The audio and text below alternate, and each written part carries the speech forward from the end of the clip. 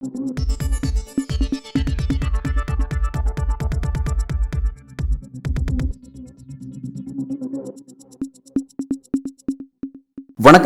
மூத்த பத்திரிகையாளர் திரு பிரியன் அவர்கள் தான் இன்றைய நமது அரசியல் பேசும் சிறப்பு விருந்தினர். சார் வணக்கம். வணக்கம் சார். சார், எலெக்ஷன் ரிசல்ட்டுக்கு பிறகு தமிழ்நாட்டோட அரசியல் களம் அடுத்து எப்படி நகருது அப்படிங்கிறத நம்ம பேச வேண்டியது இருக்குது. குறிப்பாக திமுக 40-40ன்னு ஒரு பெரிய வெற்றி பெற்றாலும் 2026க்கு அவங்களுக்கு வேறு என்னென்ன சவால்கள் இருக்குது அப்படிங்கிறத பேசணும். அது கூட வந்து திமுக எதிர்த்து போட்டியிட்ட 3 துருவங்களாக இருக்கக்கூடிய அதிமுக, பாஜக, பிறகு நாம் தமிழர், இந்த 3 துருவங்களும் பார்த்தீங்கன்னா வாக்கு வங்கியினால் இன்க்ரீஸ் பண்ணியிருக்காங்க அப்படிங்கிறத கவனிக்க வேண்டியதாக இருக்குது. பட் ஷீட்ஸை கன்வெர்ட் ஆகலை. இந்த டோட்டல் தமிழ்நாட்டோட இந்த எலெக்ஷன் ரிசல்ட்டுக்கு பிறகு அரசியல் எப்படி பார்க்குறீங்க? இல்லை, நம்ம ஏற்கனவே பேசின மாதிரி திமுக பெருவாரியான இடங்களில் வெற்றி பெறணும்னா அது 40க்கு 40 வெற்றி பெற்றிருக்கு. அதுக்கு முக்கியமான காரணம் திமுக கூட்டணி கட்டுக்கோப்பாக இருந்தது. திமுக கூட்டணி எதிர்ப்பு ஓட்டுகள் 3ஆக பிரிஞ்சுது. ஆன்டி மோடி ஓட்டு, ஆன்டி பிஜேபி ஓட்டு இங்கே ஸ்ட்ராங்காக தமிழ்நாட்டில் இருக்குது. அது முழுக்க என்டையர்லி பிஜேபிக்கு போச்சு. கொஞ்சம் நாம் தமிழருக்கு போனது உண்மை, ஏடிஎம்கேக்கு போகல அது ஆக்சுவலாக. ஸோ திமுக கவர்மெண்ட்டோட வெல்ஃபேர் ஸ்கீம்ஸ்லாம் நல்லா ஒர்க் அவுட் ஆச்சு பெண்கள் மத்தியில். ஸோ அதனால் அவங்க 40க்கு 40 வெற்றி பெற்றாங்க. ஏடிஎம்கேவை பொறுத்தப்பட்டு அவங்க வந்து எலெக்ஷனுக்கு முன்னாடி ஸ்ட்ராட்டஜி சரியில்லை. கூட்டணி அமைச்சிருக்கலாம், 2019 மாதிரி அமைச்சிருந்தால் அவங்களுக்கு திமுகவுக்கு எதிராக ஒரு ஃபைட் கொடுத்துருக்கலாம். ஏன்னா அவங்க இந்த இடைப்பட்ட காலத்தில் ஓரளவுக்கு இந்த மோடி 9 தடவை இங்கே வந்தார், ரோட் ஷோ பண்ணார். மோடியோட சாதனைகள், முத்ரா ஸ்கீமு, ஜல்சக்தி, இது மாதிரி பல விஷயங்கள் மக்கள்கிட்ட கொண்டு போகிறதுக்கு ட்ரை பண்ணாங்க. அது ஒருவேளை ஏடிஎம்கேவும் சேரும்பொழுது, தேமுதிக பாமகலாம் சேரும்பொழுது பலத்த போட்டியை ஒரு 10 கான்ஸ்டியூன்சியில் வின் பண்ணுறதுக்கான வாய்ப்புகள் கூட இருந்திருக்கலாம், சொல்ல முடியாது. ஸோ அது வந்து பண்ணலை. அவங்க தனியாக வந்துட்டாங்க. தனியாக வந்த பிறகு ஸ்ட்ராட்டஜியை ஒழுங்காக பண்ணாங்களா, ஆன்டி மோடி ஸ்டாண்ட் எடுக்கணும், அதுவும் எடுக்கல. அப்போது திமுக கவர்மெண்ட் எடுத்து பிரச்சாரம் பண்ணாங்க, அதில் அவங்க தோத்தாங்க ஆக்சுவலாக. ஸோ ஆன்டி மோடி எடுத்திருந்தாங்கன்னா மைனாரிட்டி ஓட்டை ஓரளவுக்கு வாங்கியிருப்பாங்க. எஸ்டிபி சேர்த்து கூட மக்கள் அவங்கள நம்பலன்னு தான் பாயிண்ட். ஏன்னா நீங்கள் மோடி எடுத்து எந்த வார்த்தையும் பேச மாட்டேறீங்க, அதுதான் பாயிண்ட் அதில் ஆக்சுவலாக. ஸோ அதனால் வந்து மக்கள் ஓட்டு போடல. ஸோ அதில் அப்படி இருந்துமே அவங்க 20% ஓட்டு எடுத்துகிட்டு என்ன சொல்கிறாங்க, ஆஹா நாங்கள் 20% ஓட்டு எடுத்துகிட்டு வந்தாங்க. ஆனால் அடிப்படையான விஷயம் என்னென்னா, நீங்கள் 2019 22 தொகுதியில் போட்டி போட்டிங்க, இன்றைக்கி 35 தொகுதியில் போட்டி போட்டிருக்கீங்க. 35 தொகுதியில் போட்டு நீங்கள் 19% 20% தான் ஓட்டு ஆகிருக்கு உங்களுக்கு. இப்போ எவ்வளோ ஓட்டர்ஸ் வளர்ந்துருக்காங்க, நம்பர்ஸ் வளர்ந்துருக்கு. அதை வளர்ந்துருக்கிற நம்பர்ஸில் நீங்கள் 1% தான் ஏறி இருக்கீங்கன்னா இப்போது உங்கள் செல்வாக்கு குறைஞ்சிருக்குன்னு அர்த்தம் ஆக்சுவலாக வந்து. ஸோ இந்த தொண்டர்களை வந்து ஏமாத்துறாங்க, இந்த ஓட் பர்சன்டேஜ் சொல்லி அதெல்லாம் ஏமாத்துறாங்க. இந்த தொண்டர்கள் அதிமுக தொண்டர்கள் வந்து ஏற்கனவே பட்டு கோவத்தில் இருக்காங்க இந்த மாதிரி தொடர் தோல்வியை பார்த்து. ஸோ அவங்க அடுத்தது என்ன முடிவு எடுப்பாங்கன்றது நம்ம அதை பற்றி பேசலாம் ஆக்சுவலாக. ஸோ பாஜகவை பொறுத்த மட்டும் அவங்க வந்து இந்த இடைப்பட்ட காலத்தில் 2019 5 இடங்களில் போட்டி போட்டு 5% ஓட்டு வாங்கினதுக்கப்புறம் அவங்க வந்து ஓரளவுக்கு இப்போ அசம்பிளி எலெக்ஷன் 4 எம்எல்ஏ ஏடிஎம்கே துணையோடு வாங்கினாங்க. இப்போது வந்து அவங்க வந்து பல விதங்களில் இந்த மாதிரி இந்த பாராளுமன்றத்தில் கொண்டு போயிட்டு அந்த இது வைக்கிறது, இந்த செங்கோல் வைக்கிறது, அப்புறம் காசியில் வந்து தமிழ் சங்கமம் நடத்துறது, அப்புறம் பிரதமர் இங்கே வர்றது, இந்த மாதிரி பல விஷயங்கள் அவங்க நடுவில் வந்து முயற்சி எடுத்து பார்த்தாங்க.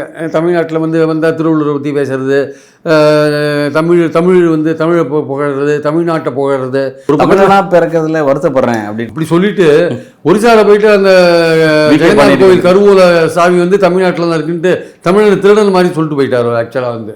அது டபுள் வேஷம், எல்லாமே ஓட்டு வாங்குறதுக்கான விஷயம் தாங்க, எதுவுமே மனப்பூர்வமாக கிடையாது. தமிழ்னா புறக்காலத்துக்கு வருத்தப்படுறேன்னு சொன்ன நீங்கள் அங்கே போயிட்டு ஓட்டு கிடைக்கணும், அங்கே இருக்கிற பாண்டியனை எடுத்து பேச முடியாமல் சாவி தமிழ்நாட்டில் இருக்குன்னு ஒட்டுமொத்தமாக தமிழர்களை வந்து திருடின்னு போயிட்டான், சாவி எடுத்துன்னு போயிட்டான்னு சொன்னால் எவ்வளோ கேவலமான ஒரு ஓட்டுக்காக எந்த அளவுக்கு இறங்கலாம் பாருங்கள். அதுதான் சொல்கிறேன், பாஜக அதிகாரத்தை தக்க வைக்கிறதுக்கும் ஓட்டு வாங்குறதுக்கும் எந்த லெவலுக்கு வேணால் இறங்குவாங்க. பட் அது கிளிக் ஆகிருக்கு சார் ஒரிசாவில் கிளிக் ஆகிடுது. ஏன்னா அவங்க வந்து ஒரிசா மக்கள் ஏற்கனவே பிஜேபி பட்நாயக் மேலே வெறுப்பில் இருந்தாங்க. 25 வருஷம் ஆயிடுச்சுங்க, அவருக்கும் வயசாகிடுச்சு. இனிமேல் பிஜேபி கட்சிக்கு எதிர்காலம் அவங்க புரிஞ்சுட்டாங்க. அடுத்தது பாண்டியனை கொண்டாடுனா ஒரிசாக்காரன் யோசிப்பாங்க, இங்கே ஒரு மகாராஷ்டிராக்காரனை கொண்டு வந்தீங்கன்னா நம்ம சும்மா இருப்போமா? நேச்சுரல். அதுதான் அங்கே அந்த பிரச்சாரத்தை கரெக்டாக பண்ணாங்க, ஒர்க் அவுட் ஆகிடுச்சு ஆக்சுவலாக. நீங்கள் பாண்டியனை பேரை சொல்லி அடிங்க, அதை விட்டுட்டு எதுக்கு தமிழ்ன்ற சாவி இருக்குன்னு சொல்கிறீங்க? நீங்கள் தமிழ்னா பிறக்கல எதுக்கு சொல்ல வரேன்னா, கடந்த 1 மாதமாக மோடி பேசலாம் நீங்கள் பார்த்துருப்பீங்க. ஓட்டு வாங்குறதுக்கு எந்த அளவுக்கு இறங்கி பேசுகிறா பாருங்க. இன்றைக்கி இன்னும் பவ்யமாக பேசுகிறாரு, ஏதோ ஒட்டுமொத்தமாக அனைவருக்குமான பேச்சு மாதிரியும் பேசுகிறார் ஆக்சுவலாக. ஸோ இந்த ரெட்டை விஷயத்தை நம்ம புரிஞ்சுக்கணும் ஆக்சுவலாக. பாயிண்ட் என்னென்னா வந்து நீங்கள் ஒரு நீங்கள் அரசியல்வாதியாக இருந்துட்டு போங்க, ஓட்டு வாங்குறதுக்கு என்ன வேணால் பண்ணுன்னு சொல்லுங்கள். ஆனால் உத்தமன் மாதிரி வேஷமும் போடாதீங்க, எல்லாருக்கும் இன்க்ளூசிவாக எல்லாம் நான் பண்ணேன்னு சொல்லாதீங்க. மக்களை பிரித்து ஓட்டு வாங்குறீங்க, பெரும்பான்மையை நோக்கி உங்கள் வாதத்தை வச்சு ஓட்டு வாங்குறீங்க, அதெல்லாம் தெரிஞ்ச விஷயம் நமக்கு. ஸோ இங்கே தமிழ்நாட்டை பொறுத்த மட்டும் இதெல்லாம் பண்ணியுமே வந்து பாஜக வந்து 5%லேருந்து 11% தான் வந்திருக்கு. அதுலேயும் பாருங்கள், போன வாட்டி அவங்க 5 தொகுதி தான் போட்டி போட்டாங்க. இப்போ 23 தொகுதி போட்டு 11% தான் வந்திருக்காங்க. கூட பாமகலாம் இருக்குது, சேர்த்து தான் கணக்கு போடுறாங்க. நான் அதை ஒழுங்காக விட்டுருக்கேங்க, நான் அவங்க பாமக இருந்தது கூட கவலைப்படலைங்க. அப்படியுமே 11% தான் வந்திருக்கீங்க. நீங்கள் 23 தொகுதி போட்டி போட்டதுக்கு 5லேருந்து 23 தொகுதி போட்டு அதில் 8 பேர் வந்து முக்கியமான ஆளுங்க, பணம் நல்லா செலவழிக்கிறவங்க, அவங்க 2வது இடத்துக்கு வந்திருக்காங்க பல இடங்களில். அப்படி இருக்கும்போது நீங்கள் 11% ஓட்டு வாங்கினதுல என்ன ஆச்சரியம் இருக்குது? ஒரு ஆச்சரியமும் கிடையாது. மோடி வந்து தமிழ்நாட்டில் பாஜக வளர்ந்துருக்குன்னு சொல்கிறதுல அர்த்தமே கிடையாது. ஏன்னா ஏடிஎம்கேவோட ஓட்டு கொஞ்சம் ஷிஃப்ட் ஆயிருக்கு, அவ்வளோதான். ஏடிஎம்கே ஜெயலலிதா இருந்தபோது ஏடிஎம்கேக்கு அந்த சாஃப்ட் இந்துத்துவ உயர்ஜாதி ஓட்டுகள் இருக்குல்ல, இந்த உயர்ஜாதி ஓட்டுகள் அவங்க வந்து என்றைக்குமே வந்து அந்த மனநிலை, பாஜக மனநிலை தான் அவங்களாம். அந்த மனநிலையில் இருக்கிறவங்க வந்து ஓட்டு போட்டிருக்காங்க. அது ஒரு 5-6% இருக்கலாம். ஸோ போன வாட்டி வாங்கின ஒரு 5, இந்த வாட்டி ஒரு 6% 11% வந்துருக்குங்க. வேறு எந்த ஓட்டும் வரலைங்க. அதுதான் அடிப்படையான விஷயம். தமிழ்நாட்டில் பிஜேபி வளரலை. இவங்க வளர்ந்துருக்குன்னு நினைக்கிறது ஏமாத்து வித்தை. அண்ணாமலை வந்து அவங்க தொண்டர்களை ஏமாத்துறாரு, அவங்க தலைவர்களையும் ஏமாத்துறாரு. அதுதான் அடிப்படையான விஷயம். ஸோ அதனால் பாஜக 26லையும் ஏடிஎம்கே ஒன்றுமே இல்லைன்னு சொல்ல முடியாது. அடுத்ததோ அசம்பிளி எலெக்ஷன் போது மக்கள் வந்து ஏடிஎம்கே மாநில கட்சியை தான் எதிர்பார்ப்பாங்க. தமிழ்நாட்டு மக்கள் தேசிய கட்சியை வந்து இங்கே ஆளுங்கட்சியாக கொண்டதுக்கான வாய்ப்பு அடுத்த 10 வருஷத்துக்கு கண்டிப்பாக கிடையாது. அதுக்கு அண்ணாமலை ஒரு பிள்ளையார் சொல்லி போய் போட்டிருக்காரு. அதெல்லாம் எங்களோட கூட்டணி அமைய போது, ஒரு கூட்டணி அரசு அமைய போது, அதில் அதிமுக கூட்டணி அரசு அமையாது. அதுக்குள்ள அதிமுக பண்ண வேண்டிய வேலைகள் சிலது இருக்கு. அதிமுக பிரிஞ்சு போனவங்களாம் ஒன்று சேர்த்து அது தங்களை கன்சாலிடேட் பண்ணிக்க வேண்டிய அவசியம் இருக்குது. அவங்க கன்சாலிடேட் பண்ணிட்டாங்க வச்சுக்கோங்க, திமுகவுக்கு நேர் எதிர் அதிமுக தான் வரும். அதுக்கப்புறம் பார்த்தீங்கன்னா நாம் தமிழர் 2 விஜய் ஒன்றா சேர்ந்தாங்கன்னா அது வலுவான கூட்டணியாக அமையறதுக்கான சான்ஸ் இருக்குது. ஸோ அந்த மும்முனை போட்டி வரும். அதில் பாஜக ஓரங்கட்டப்படுவார்கள் ஆக்சுவலாக. அதனால் அண்ணாமலை வந்து ஏதோ வாய்க்கு வந்ததோ பேசிகிட்டு இருக்காரு. ஆக்சுவலாக அது அதிமுகவோட கூட்டணி கிடையாது. அதுக்கே தமிழிசை பாஞ்சிட்டாங்க. பாவம், அவங்களுக்கு பாவம் என்ன, இருக்கிற கவர்னர் போஸ்ட்டை விட்டு வந்தாங்க, இருக்கிறதும் போச்சு. கூட்டணி அமைஞ்சிருந்தாலும் அவங்க வின் பண்ணியிருப்பாங்க. அப்படி தான் அவங்க நினைக்கிறாங்க. கூட்டணி அமைஞ்சிருந்தால் நம்ம வின் பண்ணியிருக்கலாம் அவங்க நினைக்கிறாங்க. அது மட்டும் இல்லை, அதிமுகவோட கூட்டணி கிடையாதுன்னு எப்படி அண்ணாமலை சொல்லலாம்? அது மேலிடம் எடுக்க வேண்டிய முடிவு. அதான் தமிழிசைக்கும் வருது. இவர் யார் சொல்கிறது அதை அப்படின்னு அவங்க கேட்குறாங்க ஆக்சுவலாக. ஸோ அண்ணாமலையை பொறுத்த மட்டும் பாஜகவோட வரலாறு என்னென்னா, தோற்றவங்களுக்கு தான் பதவி கொடுப்பாங்க. ஒரு அண்ணாமலைக்கு ஏதாவது பதவி கொடுக்குறாங்களா தெரியாது நமக்கு ஆக்சுவலாக. ஆனால் அவங்க வந்து இவர் சொல்கிறத நம்பினாங்கன்னா மேலும் பாஜகவுக்கு இங்கே தோல்வி தான் வரும். அதாவது நீங்கள் 10 வருஷ காலம் நீங்கள் தனியாக இருந்தீங்க, இல்லை கடந்த 5 வருஷ காலம் தனியாக ஆட்சி நடத்தினீங்க. மத்தியில் நீங்கள் கவர்னர் மூலமாக பல விஷயங்களை இங்கே மாநிலத்தில் டிஸ்டர்ப் பண்ணீங்க. அதெல்லாம் பாஜகவுக்கு எதிராக தான் போச்சு. நீங்கள் அப்படிலாம் செல்வாக்கு வளர்த்துருந்தீங்கன்னா மேலே வந்திருப்பீங்களே. ஆன்டி டிஎம்கேலாம் பண்ணீங்க. ஆனால் கவர்னரும் அண்ணாமலையும் ஆளுநரும் பண்ண ரெண்டுமே சேர்ந்து பாஜகவை ஒன்றும் இல்லாத பண்ணிடுச்சு ஆக்சுவலாக. ஒரு இடம் கூட நீங்கள் வாங்கலையே. இங்கே அல்டிமேட்டாங்க கட்சியை வளர்க்குறதுன்னா என்னங்க ஆக்சுவலாக? கட்சியை வளர்க்குறது நீங்கள் செல்வாக்கை மக்கள்கிட்ட வளர்க்குறது ஒரு விஷயம். மக்கள்கிட்ட வளர்க்குறதுக்கு இன்னொரு விஷயம் என்னென்னா, சட்டமன்றத்துலேயோ பார்லிமெண்ட்லேயோ உங்கள் பிரதிநிதிகள் இருக்கணும். அந்த பிரதிநிதிகள் மூலமாக தான் உங்கள் அந்த ஒரு 10 கான்ஸ்டியூன்சியில் உங்கள் பிரதிநிதி இருந்தாங்கன்னா அந்த இடத்துல உங்கள் செல்வாக்கு வளரும். ஒரு 4 கான்ஸ்டியூன்சியில் இருந்தாங்கன்னா உங்கள் செல்வாக்கு வளரும். அப்போது மக்கள் பிரதிநிதிகளாக சட்டசபைக்கோ பார்லிமெண்ட்டுக்கோ போனால் தான் அது ஒரு வகையில் செல்வாக்கு வளர்க்குற விஷயம். அது இல்லாத போது எப்படி நீங்கள் நம்ப முடியும்? ஸோ அந்த ஆஸ்பெக்டில் நீங்கள் இழக்கிறீங்க இல்லையா? ஸோ வெறும் மக்கள்கிட்ட நீங்கள் அதுக்கோட அளவுகோல் என்ன? மக்கள்கிட்ட செல்வாக்கு வந்திருக்குன்னு இந்த பர்சன்டேஜை கொடுங்க. அந்த அளவுகோல் என்ன? எத்தனை பிரதிநிதி அங்கே போயிருக்கான்? அதுதான் அளவுகோல். அது போகாத போது எப்படி வளர்ந்துருக்குன்னு சொல்லுவீங்க? அது போனால், அப்படி போயிருந்தால் இன்னும் வளர்கிறதுக்கான சான்ஸ் அதிகமாக இருக்குது. எப்பவுமே அந்த பேசக்கூடிய பாஜக தோல்வி அடையும்போது அடுத்த பர்சன்டேஜுக்கு வந்து அதான் இது தோல்வியடைகிற கட்சிகள் பண்ணுற வேலை ஆக்சுவலாக. என்ன கேட்டால் வந்து நீங்கள் இடங்களை பெற்று இப்போ 4 இடங்கள் பெற்றீங்க ஏடிஎம்கேயோடு சேர்ந்து. இப்போ அந்த தொகுதிகளில் பாஜக வளர்க்குறதுக்கான முயற்சிகளில் இறங்கலாம். அந்த தொகுதி நாகேந்திரன்லாம் ஓரளவுக்கு அடுத்த வரையும் வின் பண்ணலாம். அங்கெல்லாம் டெவலப் பண்ணி வச்சுருப்பார். ஸோ அதனால் நீங்கள் பிரதிநிதிகள் இருக்கும்பொழுது, மக்கள் பிரதிநிதிகள் அங்கே ரெப்ரசன்ட் பண்ணும்போது உங்களுக்கு கட்சியை வளர்க்குறதுக்கான செல்வாக்கை ஏற்றுறதுக்கான வாய்ப்புகள் கூட கிடைக்கும். அதிகாரத்தில் நீங்கள் எம்எல்ஏவோ எம்பியாக இருந்தால். அது இல்லாதவர்கள் நான் மக்கள்கிட்ட வளர்த்துட்டேன். இப்போ நாம் தமிழ் கூட அதே சொல்லிட்டு இருக்காங்க. எத்தனை நாள் நீங்கள் இதே சொல்லிட்டு இருப்பீங்க? தொண்டர்கள் சோர்வடைய மாட்டாங்களா? அடுத்த வாட்டி நாம் தமிழர் அசம்பிளியில் எம்எல்ஏவோ போகாட்டி சீமானுக்கும் அந்த பிரச்சனை வரும். மக்கள் தொடர்ந்து எத்தனை எலெக்ஷனுங்க பார்ப்பாங்க? உழைச்சிட்டே இருப்பானா? என்னோட இதுக்காக அவனுக்கு ஒரு பதவி தேவை இல்லையா? அந்த விஷயத்தை நீங்கள் ஒரு அரசியல் கட்சி அசம்பிளிலேயோ இல்லை பார்லிமெண்ட்லேயோ அந்த பிரதிநிதிகளை கொண்டு போகாத போது அது வளர்ச்சியாக கருதப்படாது ஆக்சுவலாக. இல்லை, இப்போ நீங்கள் சொல்ல மாதிரி விஷயம் தான். இப்போ அதிமுகவில் பெரிய பிரச்சனை போயிட்டு இருக்கு. இப்போ அதிமுகவில் வந்து வாக்கு சதவீதம் உயர்ந்திருக்கு அப்படின்னு சொல்லிட்டு எடப்பாடி பழனிசாமி உள்ளிட்ட முக்கிய நிர்வாகிகள் கருத்து தெரிவிக்கிறாங்க. இப்போ அந்த பக்கம் ஓபிஎஸ் கட்சியிலேருந்து பிரிஞ்ச ஓபிஎஸ் வந்து அவர் என்ன சொல்கிறாருன்னா, இப்படியே சொல்லி நீங்கள் எத்தனை நாள் தான் தொண்டர்களை ஏமாற்றுவீங்க, அப்போ வந்து இது விரைவிலே வந்து ஒன்று திரட்ட வேண்டிய தேவை இருக்குன்னு அவங்க சொல்கிறாங்க. அதே மாதிரி சசிகலாவும் தன்னோட கருத்தை சொல்கிறாங்க. அவங்க உண்ணாவிரதம் இருக்க போகிறேன்றாங்க. ஒட்டுமொத்த அதிமுக ஒற்றுமைக்காக நான் உண்ணாவிரதம் இருக்க போகிறேன் அப்படின்னு ஒரு அரசியல் முன்னெடுக்க இருக்காங்க. இப்போ இந்த டைமென்ஷன்ஸ் எப்படி நடக்குன்னு பார்க்கலாம் சார். ஓட்டு சதவீதம் ஏறி இருக்குன்னு சொல்லி தொண்டர்களை ஏமாற்றி ரொம்ப நாள் ஏமாற்ற முடியாது சார். இது நீங்கள் உங்கள் தனியாக பொதுச் செயலாளர் நீங்கள் ஆன பிறகு சந்தித்த முதல் தேர்தல். உங்கள் பின்னாடி எம்எல்ஏக்கள் இருக்காங்க, உங்கள் முன்னாடி பொதுக்குழு உறுப்பினர்கள் இருக்காங்க, பின்னாடி கட்சியே இருக்குன்னு சொல்லிட்டு நீங்கள் சந்தித்த தேர்தல். நீங்கள் அதில் ஃபெயில் ஆயிருக்கீங்க. 35 தொகுதிகளில் போட்டி போட்டு வெறும் 2019 அப்புறம் 1% வாக்கை தான் உங்களால் உயர்த்த முடிஞ்சிருக்கு. அதனால் வந்து நீங்கள் ஓட்டு சதவீதம் உயர்ந்திருக்குன்னு சொல்லாதீங்க. 19க்கு 24 தமிழ்நாட்டோட வாக்காளர் தொகை எவ்வளோ உயர்ந்திருக்கு. அப்போ உயர்ந்திருக்கிற வாக்காளர் தொகைக்கு ஏற்ப நீங்கள் போட்டி போட்ட 35 தொகுதிகளில் நீங்கள் அதிகமான வாக்குகள்லாம் வாங்கியிருக்கணும், குறைவான வாங்கியிருக்கீங்க. ஸோ அதனால் தொண்டர்களை ஏமாத்துற ஒரு வேலை தான்.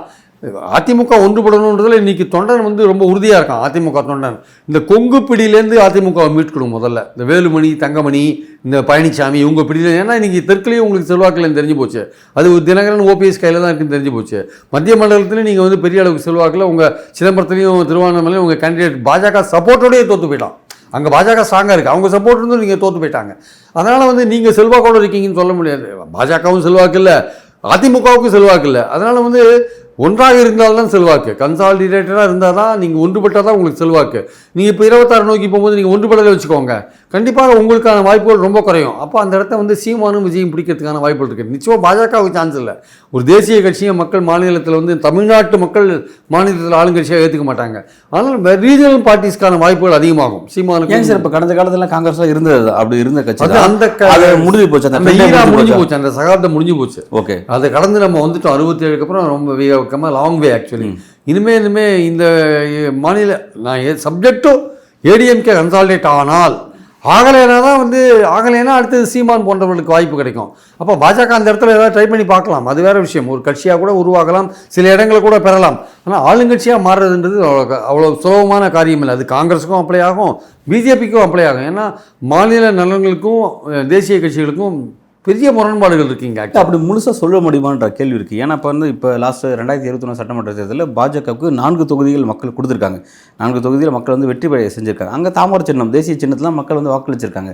இங்கே அதே இடத்துல திமுகங்கிற மாநில சின்னம் வருவதற்கு, உதயசூரியன் சின்னம் வருவதற்கு கட்டளை இல்லாமல் மக்கள் வந்து அதுக்கு வாக்களிச்சிருக்காங்க. அப்படிங்கும் அது எந்த அளவுக்கு முக்கியத்துவம் வாய்ந்ததை பார்க்கலாம். இல்லை, நான் என்ன சொல்கிறேன்னா, ஒரு ஸ்டேட் இன்ட்ரெஸ்ட் வச்சுக்கோங்க. இப்போ கர்நாடகாவில் வந்து காங்கிரஸ் கவர்மெண்ட் இருக்குது, அங்கே பிஜேபி கவர்மெண்ட்டும் வருது வச்சுக்கோங்க. ஒரு காவேரி இஷ்யூவில் அந்த கவர்மெண்ட், அங்கே இருக்கிற கவர்மெண்ட் என்ன முடிவு எடுப்பான்? நமக்கு எதிராக தானே முடிவு எடுப்பான் அங்கே. அப்போ இங்கேயும் காங்கிரஸோ பிஜேபியோ இருந்ததுன்னா அது எப்படி இருக்கும்? அது ஆக்சுவலாக சரியாக வருமா? வராது. இல்லை, முல்லை பெரியார் இஷ்யூ ஆகட்டும், எந்த இஷ்யூ ஆகட்டுமே, நமக்கு அண்டை மாநிலங்களோட நதிநீர் பிரச்சனை ஆகட்டும், மொழி திணிப்பாகட்டும், அதிகார பறிப்பாகட்டும், எல்லாத்துலேயுமே பார்த்தீங்கன்னா தேசிய கட்சிகள் இருந்தால் தமிழ்நாட்டு நலன்களுக்கு முரணாக தான் இருக்கும்.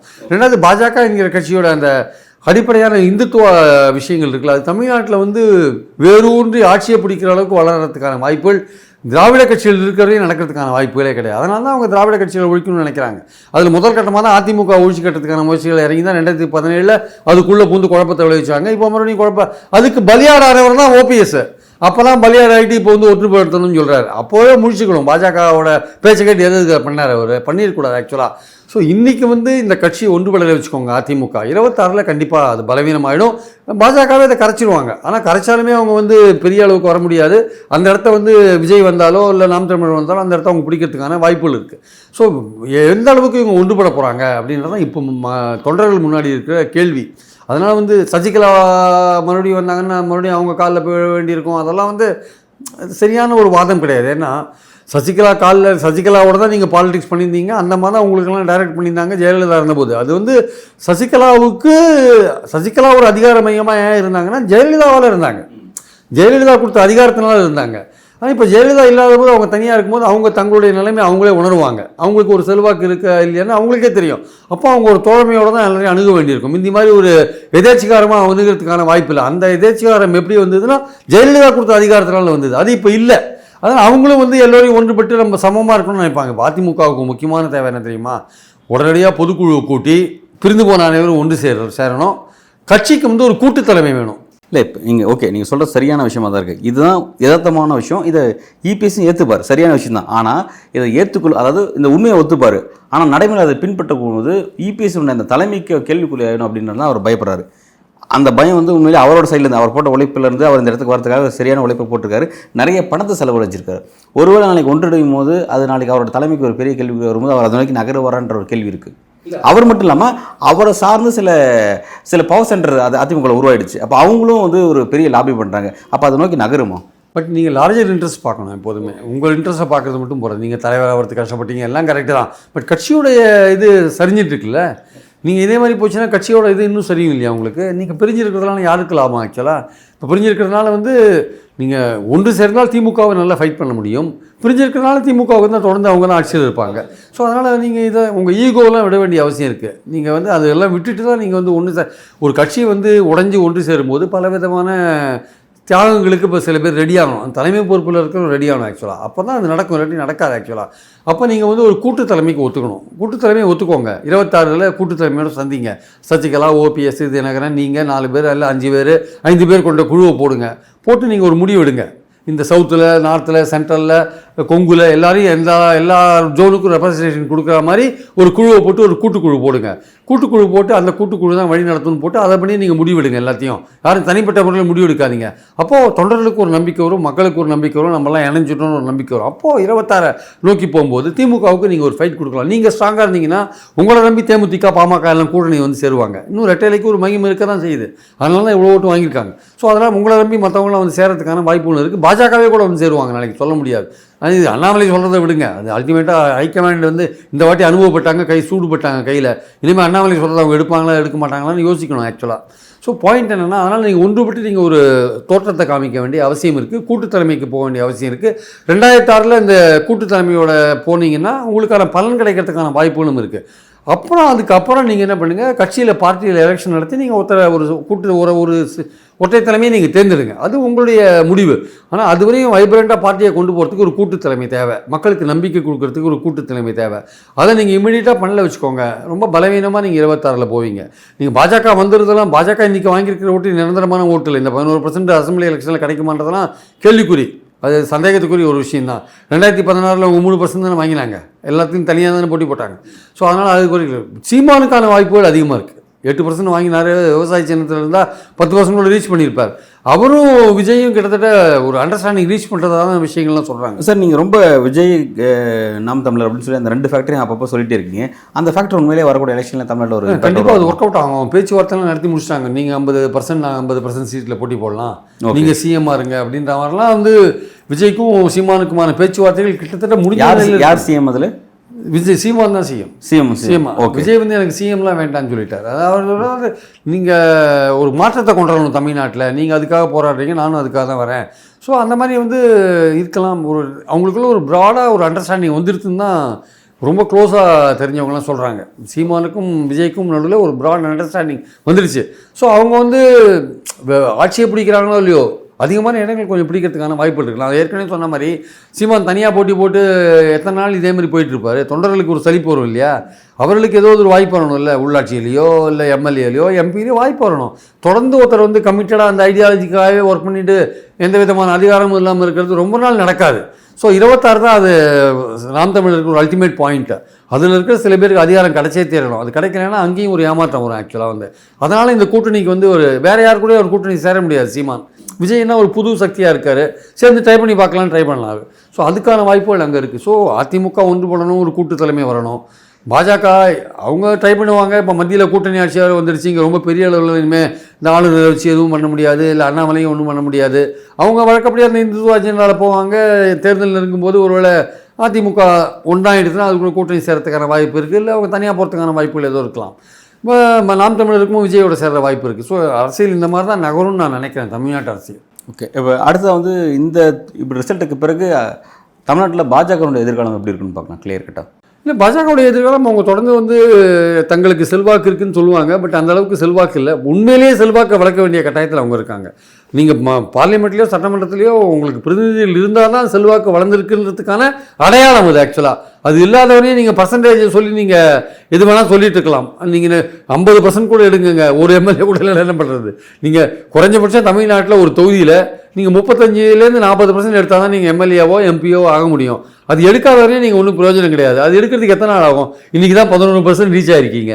எப்போ ரீச் ஆவீங்க? தாம் தமிழுக்கு சொல்கிற அதே விஷயம் தான் அங்கேயும் அப்ளை ஆகும். ஆனால் சில பேர் சொல்லுவாங்க, இல்லைங்க அந்த இடத்துல வந்து ஒரே ஃபஸ்ட் எலெக்ஷனில் வந்தார், என்டி ராமராவ் ஸ்வீப் பண்ணிட்டு போயிட்டார் அப்படின்லாம் சில ஒவ்வொருத்தர் ஒரு மாதிரி சொல்லுவாங்க. ஆனால் தமிழ்நாட்டுடைய இதில் வந்து மாநில கட்சிகளுடைய ஆதிக்கம் இருக்கிற இடத்துல வந்து நீங்கள் ஒரு தேசிய கட்சியான நீங்கள் அவ்வளோ சீக்கிரம் வந்து 35% ரீச் பண்ணுறதுக்கான வாய்ப்புகள் இங்கே இல்லை. அது வந்து 20-35 ஈஸி, 11-35 ரொம்ப லேட் ஆகும். அதான் பாயிண்ட் அது ஆக்சுவலாக. ஸோ இது வந்து 8 வந்து 35 ஆகாது நாம் தமிழர் 8. அது ஒரு கூட்டணிக்கு சேர்ந்தால் ஒருவேளை ட்ரை பண்ணலாம். ஒரு 20% எம்எல்ஏக்களாவது ஆகலாம். ஒரு 10-15 எம்எல்ஏக்களாகி உள்ளே போகலாம். அது அவங்களுக்கு கட்சிக்கு ஒரு ஆறுதலாக கூட இருக்கும் ஆக்சுவலாக. ஸோ அதனால் வந்து பாஜக வந்து தனியாகலாம் வந்து ஆட்சியை பிடிக்கும்னு அண்ணாமலை சொல்கிறதெல்லாம் வந்து காதில் பூ சுற்றுற விஷயம். தமிழ்நாட்டில் நடக்கிறதுக்கான வாய்ப்பே கிடையாது. ஓகே, இப்போ அவர் வந்து அதில் ரொம்ப உறுதியாக இருக்கார், ரொம்ப ஓவர் கான்ஃபிடென்ட்லாம் சொல்லிட்டு இருக்காரு. அப்படி அந்த கான்ஃபிடென்ட்டோட நாடாளுமன்ற எலெக்ஷனை சந்திச்சாங்க இப்போ இந்த முறை, அதோட ரிசல்ட்டை பார்த்தாங்க. இப்போ அடுத்து அதே மாதிரி சட்டமன்ற தேர்தலையும் சந்திப்பாங்களா? எப்படி பாஜக, டெல்லி பாஜக எப்படி இல்லை, டெல்லி பாஜக அதிமுகவோட கூட்டணிக்கு தான் சார் விரும்பினாங்க. இந்த அண்ணாமலை சொல்கிறத கேட்டுட்டு தான் அந்த மாதிரி போனாங்க சார் ஆக்சுவலாக. ஸோ வரப்போகிற எலெக்ஷன்லேயே அவங்களுக்கு தெரியும் உண்மையான செல்வாக்கு என்னன்ட்டு. அதனால் அவங்க வந்து அந்த சமயத்தில் அதிமுக ஒன்றுபட்டு இருந்தால் ஒன்று அது கூட கூட்டணி அமைக்கிறதுக்கான வாய்ப்புகள் இருக்குது. இல்லை அவங்க தனியாக போகிறதுக்கான வாய்ப்புகள் இருக்குது. ஆனால் கட்சி வந்து பெரிய அளவுக்கு வளர்ந்துருக்கு, நம்ம அவ்வளோ இடங்கள் பிடிப்போம் 7 இடங்கள் பிடிப்போம்னா அதெல்லாம் நடக்காது. மத்தியில் நீங்கள் ஆட்சியில் இருக்கிறதுனால இங்கே கொஞ்சம் ஓரளவுக்கு உங்கள் செல்வாக்கை பயன்படுத்தி ஏதாவது ட்ரை பண்ணி பார்ப்பீங்க. ஆனால் இதுவரையும் உருவாகி சொல்லி வருகிற அந்த பெரிய ஒரு காற்றடைத்த பலூன் இருக்குல்ல, அதை வந்து ஊசி வச்சு வாக்காளர்கள் ஓட்ட போட்டாருங்க. அது காத்திறங்கி போன பலூன் மாதிரி ஆயிடுச்சு. நீங்கள் அங்கே ஓட்டு வாங்கிட்டேன், கோயம்புத்தூரில் ஓட்டு வாங்கிட்டேன், திருநெல்வேலியில் ஓட்டு வாங்கிட்டேன், அதெல்லாம் வந்து சொல்கிறதுக்கு ஈஸியாக இருக்கும். பட் நீங்கள் வெற்றி பெறல ஒரு இடம் கூடன்றது தான் அடிப்படையான விஷயம். அது வெற்றி பெறாதவரையும் அந்த செல்வாக்கு நிரூபிக்கப்படலைன்றது தான் உண்மையான விஷயம். பல்வேறு கேள்விக்கு ரொம்ப ஆழமாக உங்களோட கருத்தில் வழங்கியிருக்கீங்க சார். தமிழக அரசியல் இனி வரக்கூடிய காலகட்டத்தில் எப்படி நகருதுங்கிறத நம்ம பொறுத்திருந்து பார்ப்போம். நன்றி.